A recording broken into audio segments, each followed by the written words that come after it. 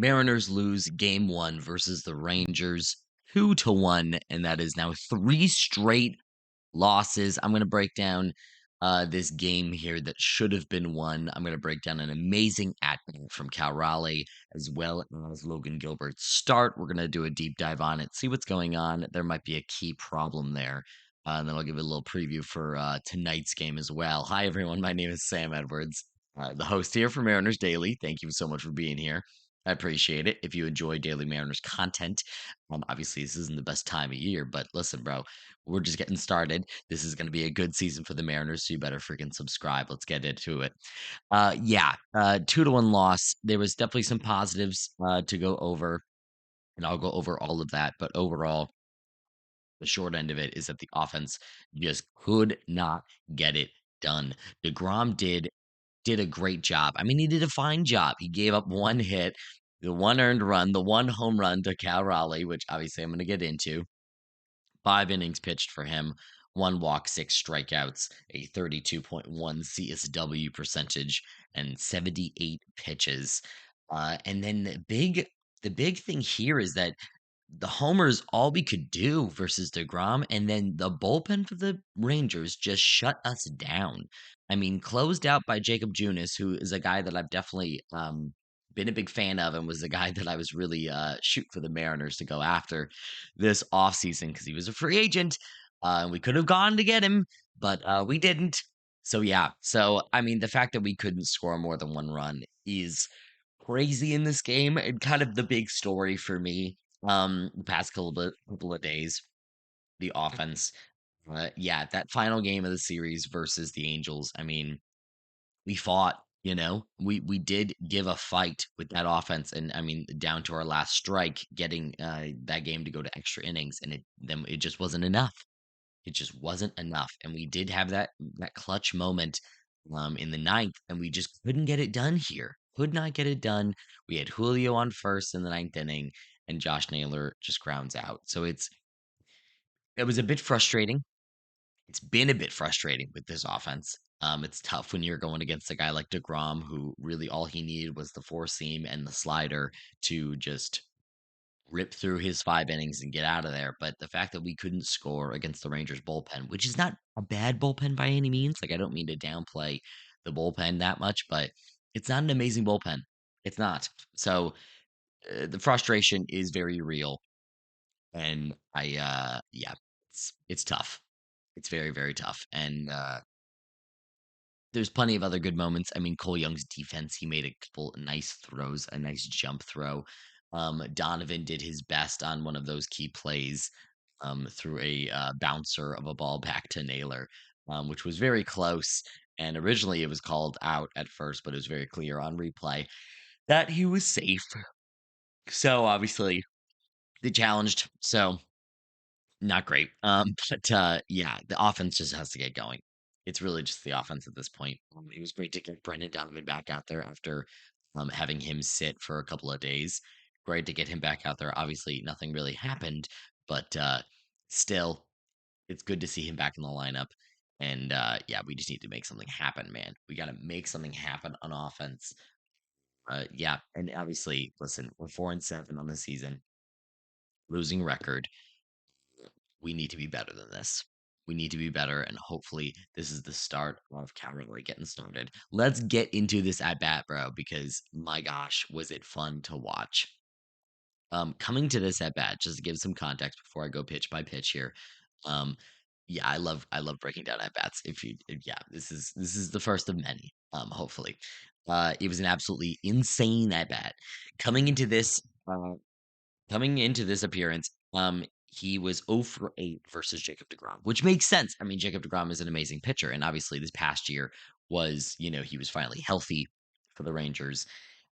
That wasn't the, you know, amazing, amazing pitcher that DeGrom has been, like, the best pitcher on the planet that he's been earlier in his career, but he was very good this past season. So coming into this start, he's going to be throwing that four seamer, and that slider is going to be working for him as well. That's really all he needed in this start, but we're going to go pitch by pitch here. First off, DeGrom starts him off 97 miles per hour, middle in the zone. And you're like, okay, First pitch, we're ready to go. Second pitch, down and away, and Raleigh goes chasing on the changeup. 89.4 miles per hour on the changeup is pretty crazy for that fast. Yeah, all of a sudden you're down 0-2, and you're staring. He can throw anything at that point. DeGrom can throw absolutely whatever he wants, and as as the batter, you're gonna be prepped for up and in for the four seamer, or down and away with a changeup, or down and in with a slider. Like a nightmare situation. Absolute nightmare situation. Starts off four seamer, called strike, changeup down and away, swinging strike. Or it was a foul. He did foul it off. So good to see that he made contact, but even so, when definitely chasing there. Third pitch, slider. He buries it just a little too much at 91.8 miles an hour. So that's nice because it's a little bit of a give me for Rally. It wasn't high enough to really, give even an offer at it. So that's great. So he does you a little bit of a favor right there with that third pitch. He just gets you to 1-2, and you're like, okay, finally. Like, thank goodness. Maybe he doesn't have full control of the slider yet, which is great. What does he do? Goes back up middle, not in, just middle of the plate, up in the zone, forcing fastball 98 miles an hour. Raleigh fouls this one off and actually puts a really good swing on it. Or not a good swing on this one. It was a one and later in the at bat. Actually, we'll get to that one. But yeah, it goes from the, so what do we got so far? We've got a middle in fastball called strike, swinging foul off changeup down and away, and then he goes the slider in the dirt. And you're like, okay, maybe he doesn't have the control of the slider. Great. Throws the four seam back up. Okay, you foul that one off. Great. So now in this situation, it's like, okay, so it seems like he only has the control of the four seamer. But the changeup also looks freaking nasty next to the four seamer. Who knows what's going to go on with the slider as well? Let's see what we got here. Fifth pitch is a changeup in the dirt. So he tried to go back to the changeup, tried to get that swing and miss. Once again, it was a little bit of a gimme pitch here, a little bit of a helpful pitch from DeGrom. Doesn't have full control of the changeup yet. Okay, perfect. So he's mainly working with the four seamer right now. That's kind of what you would say to yourself if you're DeGrom, because we've seen slider in the dirt, we've seen changeup low in the way, but then we've also seen the changeup in the dirt as well when he tried to go back to it. So you kind of in your head, I feel like you kind of, I would think, start to cross off a little bit of pitches and go, okay, so it's probably going to be the four seamer, right? It's probably going to be the four seamer. Throws the four seamer up and in. Raleigh's ready for it. 97.7 miles an hour. This one is not middle up. It is up and in and a little bit off the zone. Like, it does clip the zone, but it's not in the zone as much as that fourth pitch was. Raleigh's ready for it. He pulls it foul, but does launch it a long ways. So he is ready for it. So you're okay. If you're DeGrom, I mean, you're freaking ready for the four seamer. So we're six pitches into the at bat. It is 2-2. He throws a nasty slider down, but it is middle. So Raleigh gets a piece of it, fouls it off. That slider, by the way, is 92.9 miles an hour. That's crazy. Such a hard slider. Crazy. And then eighth pitch of the at bat is 2-2. He throws a beautiful slider down and in, not in the dirt. It's not a gimme slider. It's not a gift from DeGrom. It is just a mean spit on it from Cal Raleigh. And you know what, man? Now we're in it. Eight pitches in, and you spit on that slider after being down 0-2 real quick. You're down 0-2 real quick, and you foul off a couple real good four seamers in the zone. You spit on a couple pitches in the dirt, couple, two balls that are gimmies, slider in the dirt, change up in the dirt. Then he goes back up and in with the four seamer. You're ready for it. Then you go down middle with the slider, fouls it off. Then he goes down a little bit further with the slider in now. That's exactly where you want that pitch. Goes it a little bit slower, 90 miles an hour, 90.8. And Cal Raleigh spits on that pitch, which is just, I think that's the all-timer pitch right there in that bat, is that slider down and in, because how do you not swing at that, man? After swinging at the one previously that was in the zone, you spit on the next one that is below the zone. fantastic, absolutely fantastic. Yeah, absolutely amazing. We're 8 pitches in. It is a full count now, and we're strapped in, baby. Ninth pitch is another beautiful the sequence of these pitches.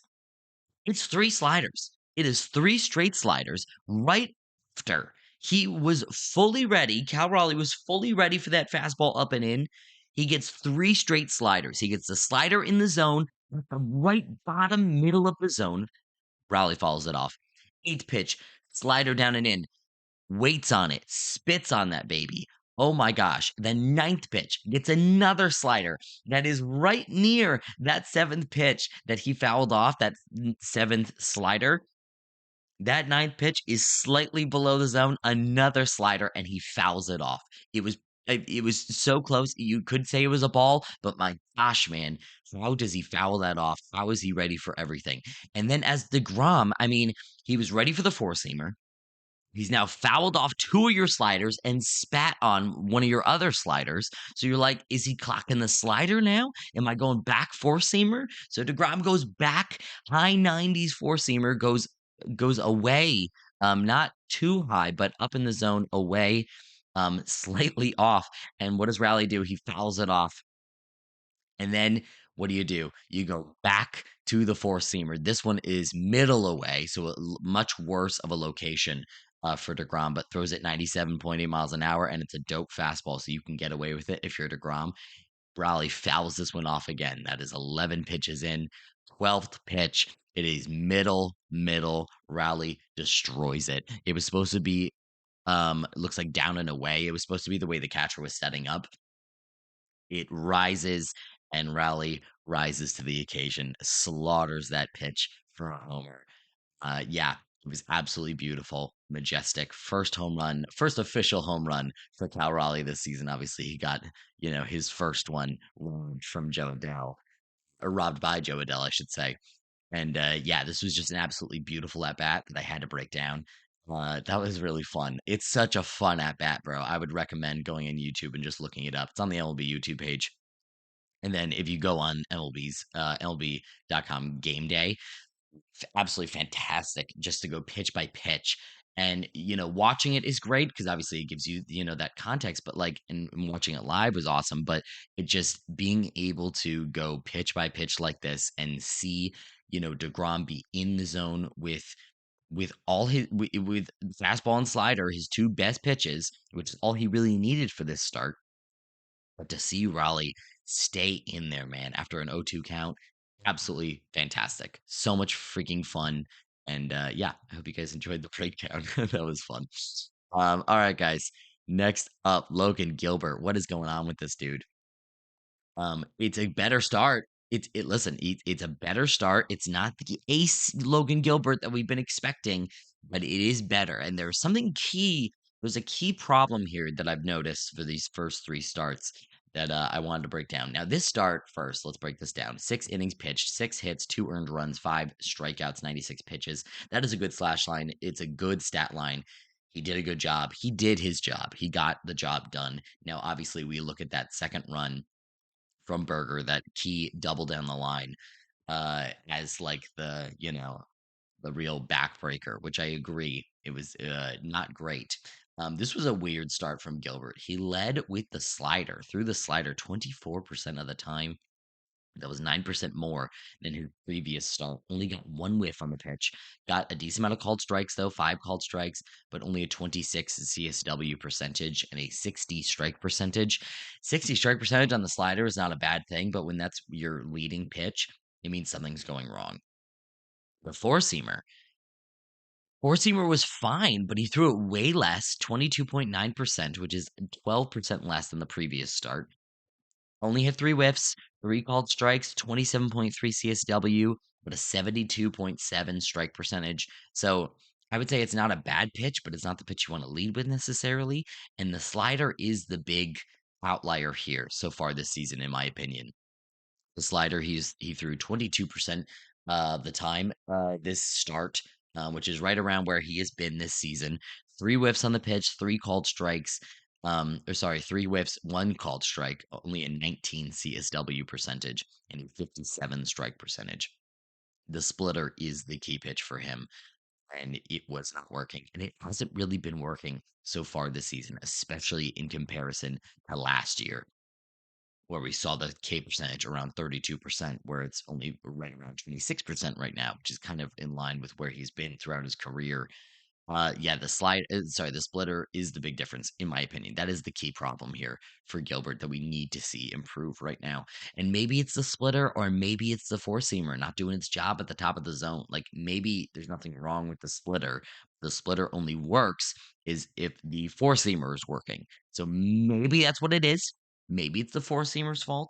Stat wise, the four seamer looks like it's still doing pretty good. And stat wise, the splitter is the pitch that is not getting the job done. The difference in O swing percentage year to year is insane. Last year, he had a 45 O swing percentage on the splitter. This year so far, it's only 32%. Listen, once again, 3 starts in, grain of salt, grain of salt, grain of salt. We can't live and die by these stats, but I did just find them interesting. Strike percentage is lower this year so far, 55% compared to last year, which was 58%. The swing strike percentage last year was 29%. This year it is 20%. That is a big difference. He is getting more called strikes, but it's not a called strike pitch. It's only 5% so far this season. So it's better than last year, but it's not a called strike pitch. That's not how you want to use it. CSW overall is down 5% as well on the splitter. That's the big pitch that he needs to get under control here. Now, this past start, yeah, last night, the curveball was working a lot better than we've seen so far this season. This was probably the best start for his curveball. Threw it around 20% of the time this start, which was up over 11% from last start. He got 4 whiffs on the pitch, 3 called strikes. That was a 36.8 called strike percentage, a 68.4 strike percentage overall on the curveball. Fantastic. Through the cutter a little bit, got a decent amount of strikes on that pitch as well. So he's got enough weapons to get it done, but he needs that splitter to get that swing and miss, man. He needs the splitter to get those swings and misses because a 19 CSW is just not going to cut it when you're used to around a 30%. So he's got to get swings and misses on that splitter. Whether it's the four seamer's problem or the splitter's problem, I don't know. This is just what the stats are saying. The stats are saying the splitter's not working as well. Movement profile, I'm pretty sure the splitter is doing just as good as it did last year, getting just as much break. So what is the problem? I don't know. I honestly don't know. And I would love to hear what your guys' thoughts are in the comments of what is going on with Logan Gilbert's splitter and why is he not getting as many swings and misses. Either way, it is a positive start for Gilbert. I'm not going to say it's all doom and gloom or anything like that. He is doing better, and good to see him have an effective start despite a loss. Not exactly top tier, but either way, still good. Game preview, we got Kirby going against Eovaldi tonight. Both guys got roughed up in their last starts. Kirby, 6 innings pitched, 5 hits, 4 earned runs, 3 walks, 6 strikeouts versus New York. They started hitting him a little bit later in the game. I think Kirby's going to be absolutely fine. The big key with that start was that the four seamer was not doing anything. Only got 2 whiffs, 1 called strike, 9.1 CSW percentage on the four seamer for Kirby versus New York Yankees last start. That's got to be improved. That has got to be improved because I don't know how you're going to survive if the four seamer can't get it done. I know the sinker is good, but the four seamer is better, and we need that to be the pitch. Eovaldi last start got roughed up by the Baltimore Orioles. 4 innings pitched, 8 hits, 6 earned runs, 3 walks, 5 strikeouts. I really hope this is the moment where our offense can finally freaking wake up, because it's time. Raleigh had an amazing at bat. He had his first homer, broke the seal on the season. Let's get him going. Let's get J Rod going. Let's get this offense going, baby. I am ready for an offensive explosion. I'd love to see Kirby settle in, get a little bit more lucky with his pitches, and hopefully the four seamer locks in as well. So keep an eye on that four seamer tonight in the game versus Eovaldi. It should be a good one. I'm excited. Guys, thank you so much for watching. Thank you so much for subscribing, commenting your thoughts. As always, this is a conversation, so I want to hear what you guys have to say, I should say. And yeah, man, I appreciate you guys watching. I'll see you back tomorrow. Have a good one.